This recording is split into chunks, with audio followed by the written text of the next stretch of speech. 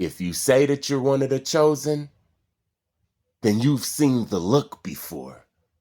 Hell, even if you're not one of the chosen, I know that you have seen the look before. A lot of people ignore the look. SR&BG in the look. Before I start this video, I want to thank everybody that like, comment, share, and subscribe. I see it. God see it. Blessings to you in your situations. Just in case you don't make it to the end of the video, I wanted to say blessings to you in your situations. If you're one of the chosen, then you have seen the look. I made a video about demon face syndrome. I made a video about zombies. Yes, there's people that's zombies that's walking amongst us. There's people that's literally dead that's walking around. There's people that have demons up in them. And we're starting to see those demons come out. I say in about 5 years, everybody's gonna look like who they are. If you're a bad guy, you're going to walk around and you're going to literally look like a bad guy. People are going to know that you're a bad guy. Remember in the Bible, Cain was afraid that when people seen him, they was going to automatically know that he was a bad guy, right? The Most High had to put a mark on Cain so that people wouldn't harm him, because everybody back then seen everybody for who they are. There's sick people out here. And we're about to see if a person is sick.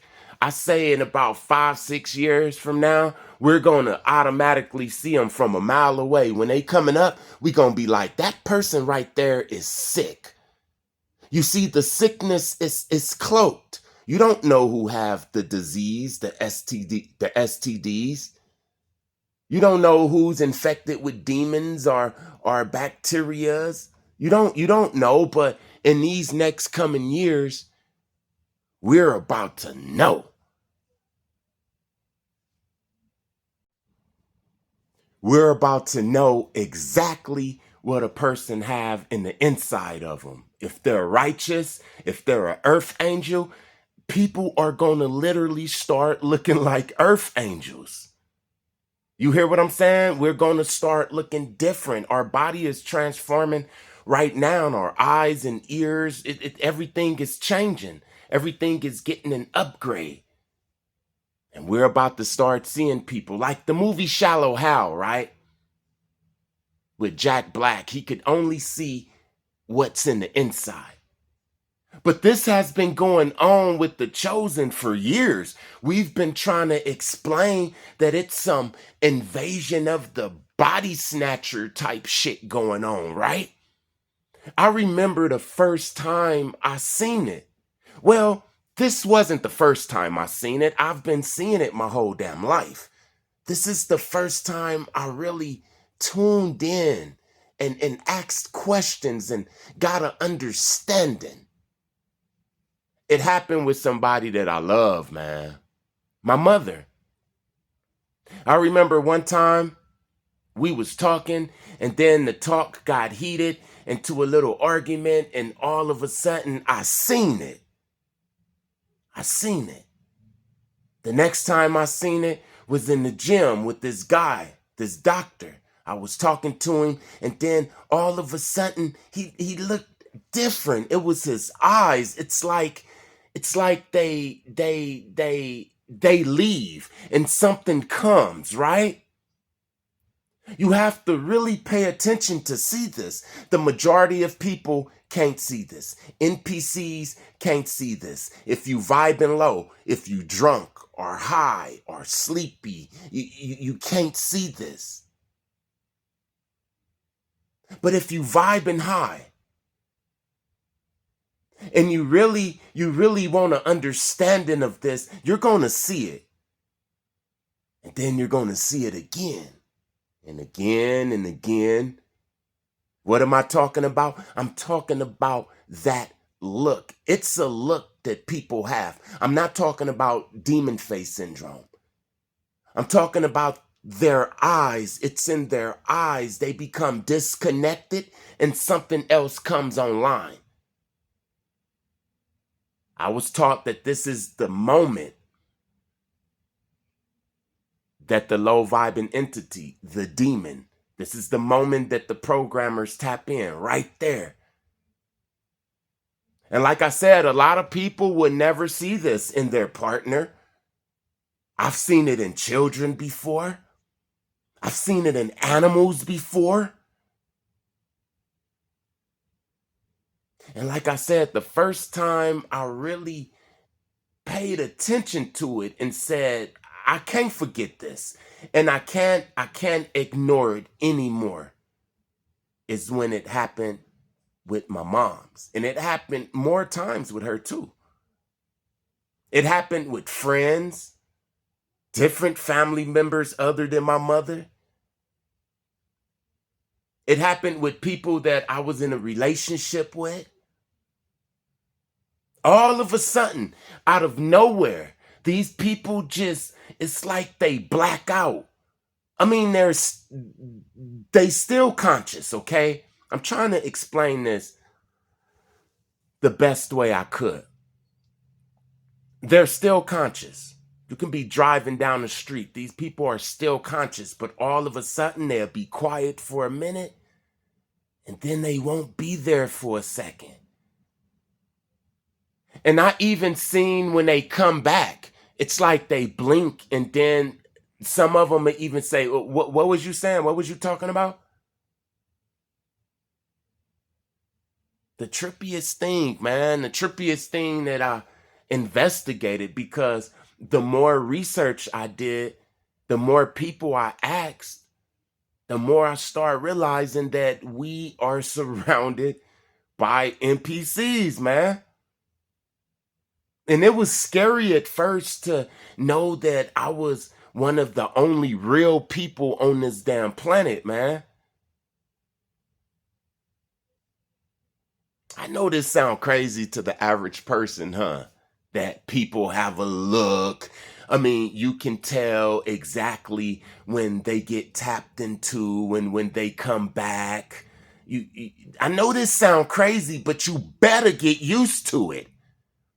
Because you just might be walking down the street and one of your friends turning into a damn werewolf, man. And I'm not talking about the dramatic shit up in the movie and all of that. You want me to explain the werewolf? Okay. The first time I seen a werewolf was in Lincoln Park when the two police was trying to take me out. There was a time when I was wrestling with them that their face was distorting. I realized at that time that it's a spirit of werewolf that comes out in these people. When you seen these cops, they was beating the shit out of Rodney King. You seen werewolves. You seen a pack of wolves. When you see these guys and they just beat on guys and jump guys, they call it pack them out, right? Pack them out. Gangbangers carry a dog spirit, a wolf spirit. They will pack you out. You hear what I'm saying? These NPCs are black out and turn into a damn werewolf. That's the first time I've seen a werewolf. So no, I'm not talking about I was walking down the street and I seen this 8-foot damn wolf man thing with muscles growling and shit. I do believe in that, but I never seen that. The werewolf I seen was a spirit of a werewolf that takes over people. And you will realize that, look, what I'm saying is there's going to come a time when people is going to show what's up in them. So your friend that's out there that's turned up, they got the Glock with the switch. One day you're going to turn around and look at him and he going to have a distorted type of face. And it might come back to reality like how we regularly look, and then it glitches again.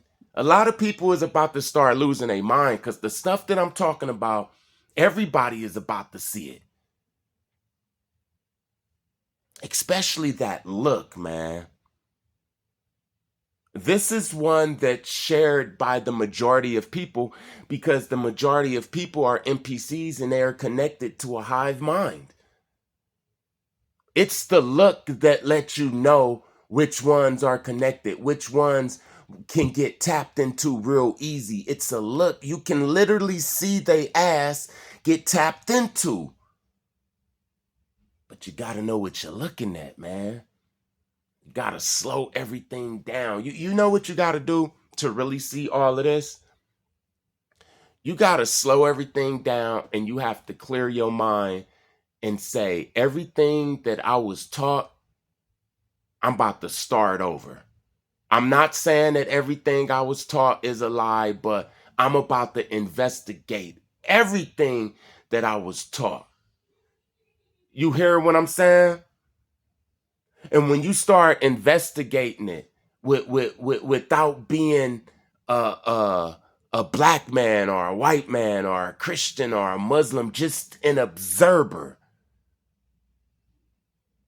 When you start doing that, man, you start seeing it. It's like you start accepting it because you don't have no, what is it? You don't have no rules. They gave us all of these rules, gravity, and you can only run this fast. And when you get this old, you're going to start gaining weight and you got to die at this age. But when you break all of them rules, you start seeing it. I hope I'm saying it correctly. But even if I'm not, I know you smart enough to understand what the hell I'm talking about. All praises to the Most High. Thank you to everybody that like, comment, share, and subscribe. I see it. God see it. Blessings to you in your situations. Peace. Now, I just explained how these people that's connected to the hive mind, they have a look. You could see it in their eyes. You could see the moment they get tapped into. You can see the moment they come back online. They'll go offline in the middle of a conversation, and then when they come back online, they'll ask you what you just say. And you will have to repeat all of that shit over because you really wasn't talking to them. You was talking to something else. I told you that we're about to start seeing all of this. What's in the inside of a person, you're about to start seeing it. Like the movie Shallow Hal with Jack Black. One of my favorite movies. I'm going to always mention that damn movie because that's what's happening right now. And I know that all of that sound weird. So what the hell? I'm going to say some more weird stuff. SR&BG in the weirdest stuff that I experienced, man. I'm telling you, if you one of the chosen, you are going to experience some weird stuff and it's not going to have no receipts. This is why I get upset when people, especially people in the conscious community, they discredit anything that don't have receipts when the majority of the spiritual things I've been through, it just don't have no receipts, man. The spaceship that flew over my mom's house and my friends was in the backyard. We don't have no receipts. The demon face syndrome that me and my woman sing, no receipts. Me bringing the hula hoop man back to life when he had a damn aneurysm in the park and they all called me and my woman angels. I don't have no receipt. It seems like the receipts, the people that look for the receipts, it's like it's some type of program because they know damn well the majority of this spiritual shit don't have receipts. It's some stuff that I just can't explain. It's some stuff that I just seen by myself. Let me tell you one thing, right? That I've seen, I've witnessed. I don't have receipts, but God is my witness. This happened. Somebody asked me a few months ago about death, and I really didn't want to talk about it. But let me tell you something, right? They asked me what happens to us after we die. Let me tell you this story, right? This is one of the weirdest things that ever happened to me. Since we talking about weird stuff, right? I remember one morning, I wake up. This is about 1996. Yup, it was 1996. I wake up and I do what I do when I wake up, and I ate my cereals, and I leave out the house, and I meet a couple of friends that I knew, and it was a regular day. Just like a day like today, I woke up and I did my exercise and all of that, right? And as the day went on, it started to get dark. So I decided that I was going to head to the house.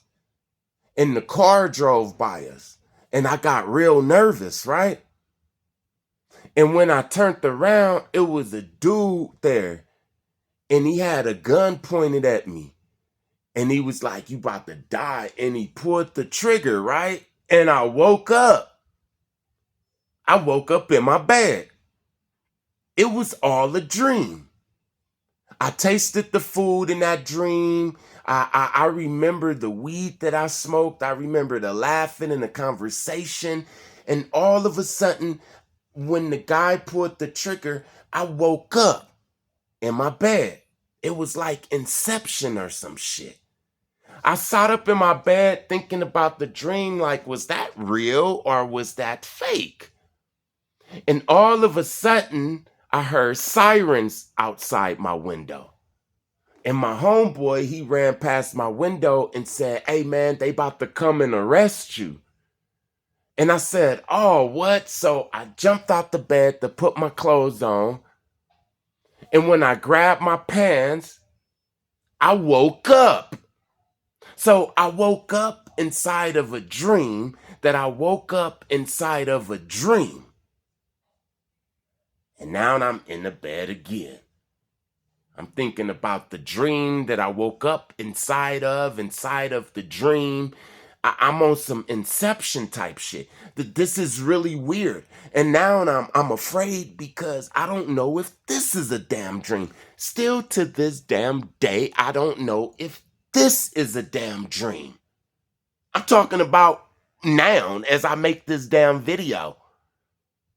I might bump my damn toe and that wakes me up in a damn hotel room in Hawaii, man. This is the weirdest shit. This is how life is.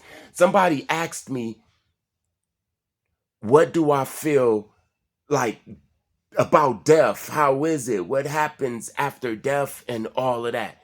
In my honest opinion, I know this might sound weird, but I feel that this is a series of endless dreams. And for the chosen, for the NPCs, they are stuck on this dream realm.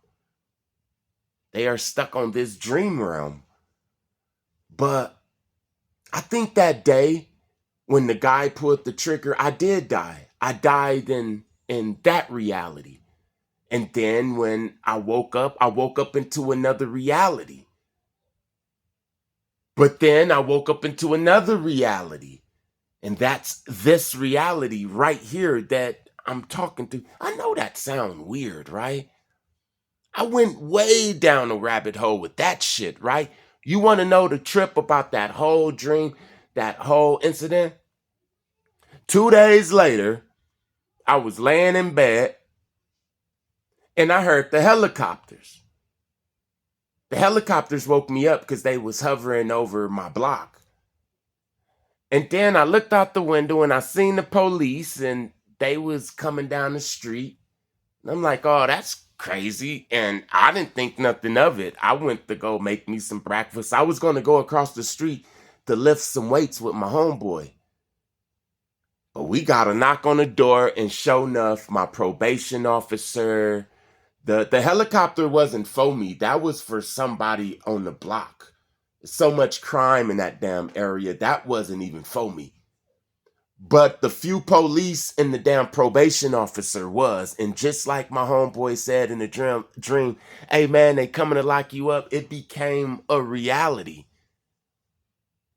So that's what I feel about about death. If you're one of the chosen, you never die. If you jump off a damn bridge right now as soon as you hit the damn water, you gonna wake up in another reality and be like, damn, man, I just had a dream that I jumped off the damn bridge. And then you're gonna proceed to live in that damn reality. Let me tell you one more, if your mind ain't too bent by now. I remember when I was young, right? I remember we was all in the car. My mom's had a Nova, a tan Nova, and my father was driving, the whole family. And my father pulled out in traffic, and the guy on a white motorcycle, he almost hit the back of the car, right? And when my father got out, and the guy on the motorcycle, he was a short, heavy set white guy. And I remember he came up to the car, and he was extremely cool though.